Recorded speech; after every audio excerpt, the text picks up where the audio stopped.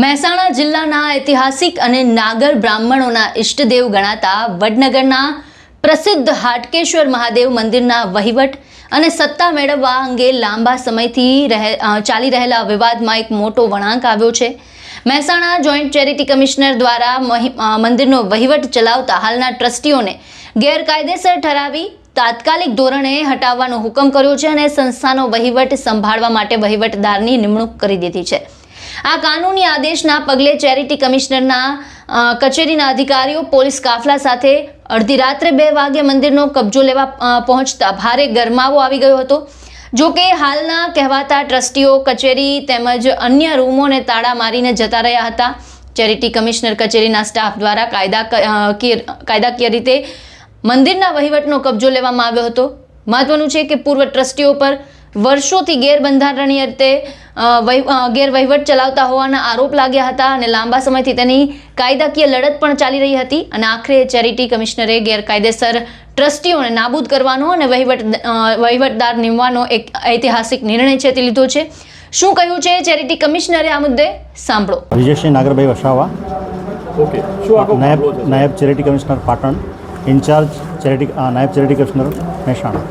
શું મામલો છે? આગળ શું કાર્યવાહી? આ ટ્રસ્ટમાં 1993થી કાયદેસરના રેકર્ડ પરના કોઈ ટ્રસ્ટી નથી।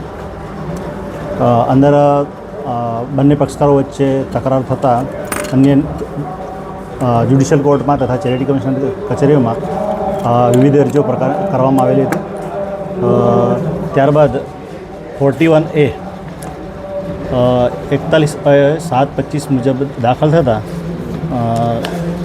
મહેસાણા જિલ્લાના જોઈન્ટ ચેરિટી કમિશનરશ્રી તારીખ 12/6/2025ના રોજ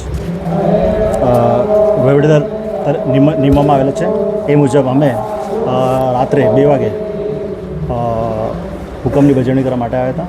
ટ્રસ્ટીને ફોનથી જાણ કરતાં કોઈ ફોન ઉપાડેલ નથી અને હાલ 11 વાગે અમે રાત્રે કહેવા મુજબ ટ્રસ્ટીઓ હાલ જે કહેવાતા ટ્રસ્ટીઓ જેમની પાસે ટ્રસ્ટનો કબજો છે એમને જાણ કરવા છતાં ફોન ઉપાડેલ નથી, જેથી અમે એમના ઘરે જઈ અને એ ઓર્ડર હુકમની કોપી ચોરી બજાવેલી છે।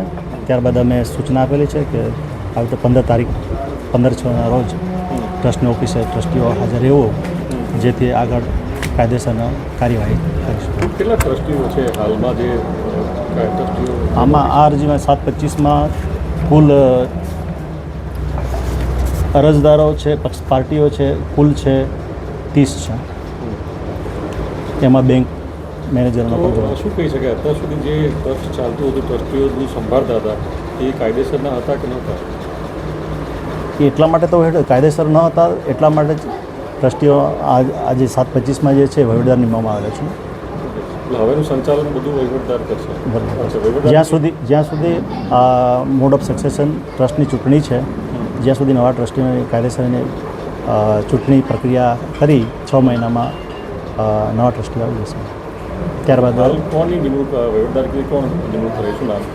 ઇન્ચાર્જ નાયબ ચેરિટી કમિશનર મહેસાણા, તેમના નિરીક્ષક શું નામ? VN વસાવા તેમજ હાર્દિક બેલીમજા। તો આ સમગ્ર ઘટનાક્રમને મંદિરના ઇતિહાસમાં એક ખૂબ જ મહત્વપૂર્ણ વળાંક તરીકે જોવામાં આવે છે। આ સાથે ચેરિટી કમિશનરના નિર્ણય બાદ મંદિરના સંચાલનમાં નવા અધ્યાયની પણ શરૂઆત થઈ છે।